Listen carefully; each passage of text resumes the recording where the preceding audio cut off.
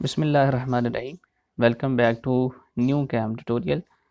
आज के इस ट्यूटोरियल में हम टूल पाथ एडिटिंग के बारे में स्टडी करेंगे। पिछले ट्यूटोरियल में हमने टूल पाथ को मूव कैसे करना है और उसको मर्ज कैसे करना है उसके बारे में स्टडी किया था।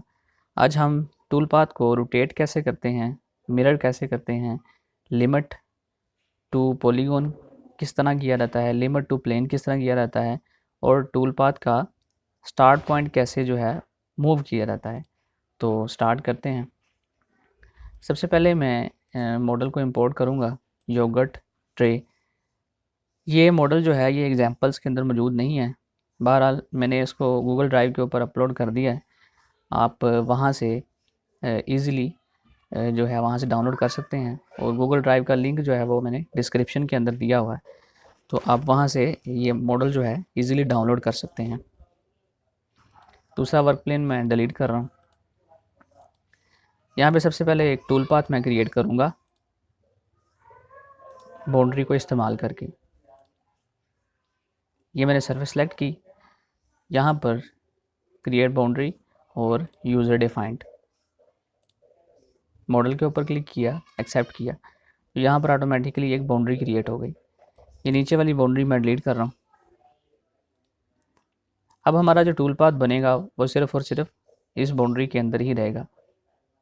हम ब्लॉक को कैलकुलेट करवाते हैं, एक्सेप्ट, तो ये हमारा ब्लॉक भी कैलकुलेट हो गया। अब इसके बाद मैंने एक ऑप्टिमाइज कॉन्स्टेंट जी का टूल पाथ क्रिएट करना है जिसको हम एडिट करेंगे। यहाँ पर फिनिशिंग में ऑप्टिमाइज कॉन्स्टेंट जी, ओके। यहाँ पर मैं टूल सेलेक्ट कर रहा हूँ बाल नोज 10 का। टूल नंबर ये मेरा 1 है, नंबर ऑफ फ्लूट्स 2 है, इसके टॉलरेंस इसकी 0.03 है, थिकनेस 0 रहेगी, स्टेप ओवर मैं इसका 1 रख रहा हूँ और यहाँ पर बाउंड्री कीप इनसाइड। इसी तरह इसकी जो डायरेक्शन है वो क्लाइंब है, या मैं इसकी डायरेक्शन एनी कर देता हूँ, यानी कि ये कन्वेंशनल भी चल सकता है और एनी भी चल सकता है। ये हमारा टूल पाथ है। इसमें लिंक्स जो हैं वो मैं ऑन सरफेस और लॉन्ग जो हैं उनको स्किम करके अप्लाई लिंक्स, एक्सेप्ट। इसके बाद आप टूल पाथ को अप्लाई करेंगे।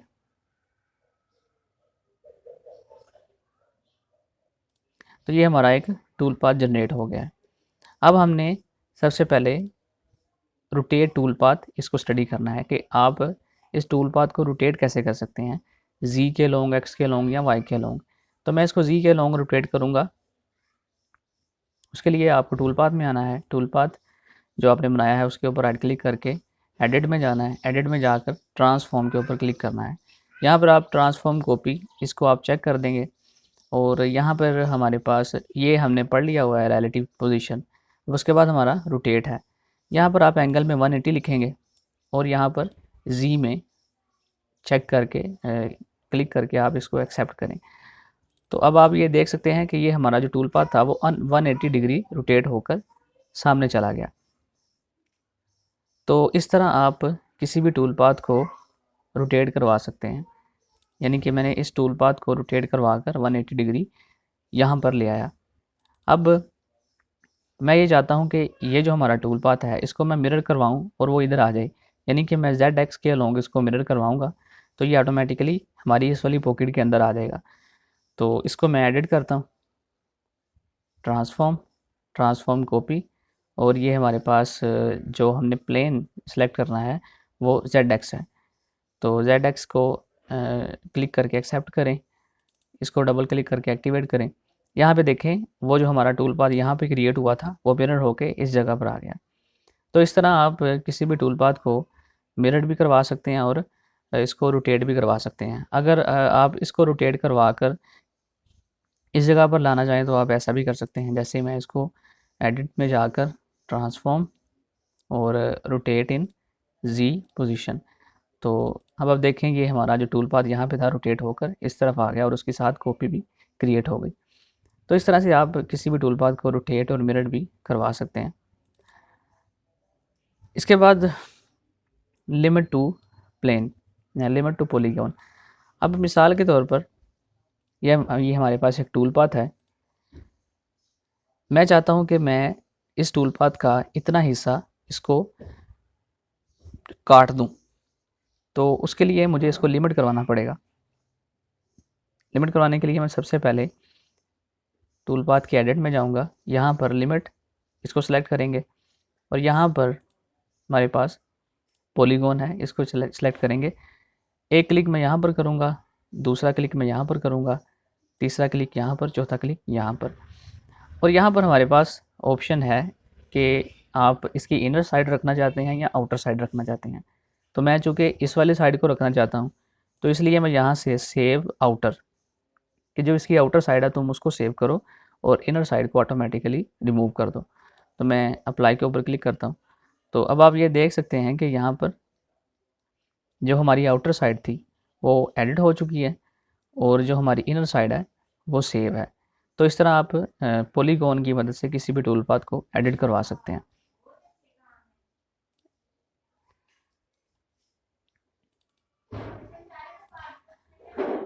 आगे है लिमिट टू प्लेन। अब लिमिट टू प्लेन के अंदर हमारे पास 3 प्लेन हैं। 3 प्लेन के अलोंग हम किसी भी टूल पाथ को एडिट करवा सकते हैं, जैसे जी के अलोंग, एक्स के अलोंग और वाई के अलोंग। तो हम तीनों की बिहेवियर को स्टडी करते हैं।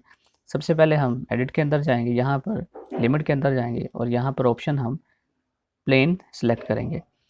तो सबसे पहले हमारे पास प्लेन एक्स आता है, यानी कि ये हमारे पास एक्स डायरेक्शन के अंदर मूव करेगा। अगर आप इसको मूव करवाना चाहते हैं तो मूव करवाने के लिए मैं इसके आधे टूल पाथ को सेव करना चाहता हूँ और आधे टूल पाथ को डिलीट करना चाहता हूँ। तो आप इसके मिड के ऊपर यहाँ पर क्लिक करें। क्लिक करने से ये होगा कि ये जो हमारा प्लेन है वो ऑटोमेटिकली इस जगह पर आ जाएगा। तो जिस जगह पर एरो आ रहे हैं हमारे, ये वो वाली साइड को सेव करेगा और दूसरी साइड को ये ऑटोमेटिकली लिमिट करवा देगा, डिलीट कर देगा। तो मैं इसको अप्लाई करता हूँ। तो आप ये देखें कि इसने with the help of plane हमारे टूल पाथ को एडिट कर दिया। अब उसके बाद मैं चाहता हूँ इसको वाई के लॉन्ग एडिट करवाना। तो आप इसमें एडिट में जाएंगे, लिमिट में जाएंगे और यहाँ पर प्लेन आप एक्स की बजाय वाई सेलेक्ट करेंगे। वाई में सेलेक्ट करने के बाद आप ये वाला टूल पाथ जो है इसको सेव करना चाहते हैं और इस वाले को डिलीट करना चाहते हैं, तो इसके मिड के ऊपर आप क्लिक करें तो वह ऑटोमेटिकली इस जगह पर आ जाएगा। एरो की जो डायरेक्शन है अगर आप उसको चेंज करना चाहते हैं तो यहाँ से आप आउटर और इनर सेलेक्ट करके इसकी डायरेक्शन को सेव जो है चेंज कर सकते हैं। तो जिस डायरेक्शन के अंदर एरो होते हैं वो वाली साइड सेव रहती है और दूसरी साइड जो है वो ऑटोमेटिकली रिमूव हो जाती है। तो मैं इस साइड को सेव करना चाहता हूँ, इसके लिए आप इसको अप्लाई के ऊपर क्लिक करें। तो इसमें देखें आपके ऑटोमेटिकली हमारी ये साइड सेव हो गई है और दूसरी साइड ऑटोमेटिकली डिलीट हो गई है। अब इसकी तीसरी ऑप्शन जो है वो प्लेन अलोंग जी एक्सिस, मैं उसको भी आपको करके दिखा देता हूँ। यहाँ पर आप प्लेन वाई की बजाय जी सेलेक्ट करें। तो अब इसमें देखें कि ये हमारा जी के अलोंग प्लेन आ गया। अब मैं चाहता हूँ कि मैं इतने टूल पाथ को डिलीट करना चाहता हूँ। यहाँ पर मैंने क्लिक किया, ये जो हमारी जो टूल पाथ की लिमिटिंग लाइंस हैं उनको मैंने क्लिक करके ऊपर ले आया। ऊपर वाला जो एरिया है उसको मैं रिमूव करना चाहता हूँ और नीचे वाले एरिया को मैं रखना चाहता हूँ। तो इस तरह मैं इसको अप्लाई करके ऊपर से डिलीट कर सकता हूँ। ये तो था limiting with the help of plane. अब उसके बाद है move start point. Move start point से पहले मैं आपको एक बात इसमें बताता चलूँ। अगर आप इसको मैनुअली सिलेक्शन से टूल पाथ की लाइंस को डिलीट करना चाहते हैं तो उसके लिए आप सिंपली उन लाइंस को सिलेक्ट करें जिन लाइंस को आपने डिलीट करना है। जैसे मैं इन लाइंस को यहाँ तक सिलेक्ट करता हूँ, उसके बाद आप इसके ऊपर राइट क्लिक करें। राइट क्लिक करने के बाद एडिट के अंदर जाएं और डिलीट सेलेक्टेड कंपोनेंट, इसको डिलीट करके भी आप टूल पाथ को एडिट कर सकते हैं या डिलीट कर सकते हैं। तो इस तरह आपने सिंपली टूल पाथ को डिलीट कर दिया लाइंस को सिलेक्ट करने के बाद। अब अगला जो हमारा है वो है मूव स्टार्ट पॉइंट। मैं आपको इसमें ये दिखा देता हूँ। अब हमारा टूल पाथ जो है वो इस जगह से स्टार्ट हो रहा है, इस जगह से स्टार्ट होते हुए वो नीचे आ रहा है। मैं चाहता हूँ कि हमारा टूल पाथ यहाँ से स्टार्ट होने की बजाय इस जगह से स्टार्ट हो। तो ऐसा करने के लिए मैं इसको टॉप जी से देखता हूँ और इसको एडिट में जाकर हमारे पास मूव स्टार्ट पॉइंट की ऑप्शन है, इसको आप क्लिक करें और एक क्लिक आप इधर करेंगे और दूसरा क्लिक आप इस जगह पर करेंगे और कीबोर्ड में आप एंटर को प्रेस करेंगे। तो ये देखें ऑटोमेटिकली हमारा जो टूल पाथ है उसकी लोकेशन टोटली चेंज हो गई। वो यहाँ से स्टार्ट होने के बजाय इस जगह से स्टार्ट हो रहा है। तो आप इसकी मदद से मूव स्टार्ट पॉइंट की मदद से टूल का स्टार्ट पॉइंट जो है उसको भी एडिट कर सकते हैं। इसमें एक और ऑप्शन भी है रीऑर्डर की, मैं इसको उसके बारे में भी आपको बता देता हूँ। रीऑर्डर, अब हमारा जो टूल का स्टार्टिंग पॉइंट है वो ये है और एंडिंग पॉइंट हमारा ये है जहाँ से टूल ऊपर उठ रहा है। मैं चाहता हूँ कि टूल का स्टार्ट पॉइंट ये बने और एंडिंग पॉइंट ये बने, यानी कि टूल पाथ हमारा रिवर्स हो जाए। तो आप यहाँ पर इसको रिवर्स ऑर्डर कर देंगे। तो ऐसे करने से हमारा स्टार्ट पॉइंट टूल का ये बन जाएगा और एंडिंग पॉइंट हमारा ये बन जाएगा। तो इस तरह आप रीऑर्डर भी किसी भी टूल पाथ को कर सकते हैं। तो टूल पाथ एडिटिंग के हवाले से जितनी भी ऑप्शंस थी उनको जो कि इस्तेमाल में लाई जा सकती हैं उनके बारे में मैंने आपको बता दिया। इसमें और ऑप्शन भी है, जैसे मिसाल के तौर पर मैं इस टूल पाथ को कॉपी करना चाहता हूँ। तो आप एडिट में जाएं और यहाँ पर कॉपी टूल पाथ के ऊपर क्लिक करके उसी ही टूल पाथ की दोबारा से कॉपी भी ले सकते हैं। तो इस जो हमारा सेक्शन था टूल पाथ एडिटिंग का वो हमारा कंप्लीट हो चुका है। बाकी इंशाल्लाह ताला हम अगले ट्यूटोरियल्स के अंदर डिस्कस करेंगे। तब तक के लिए अल्लाह हाफ़िज़।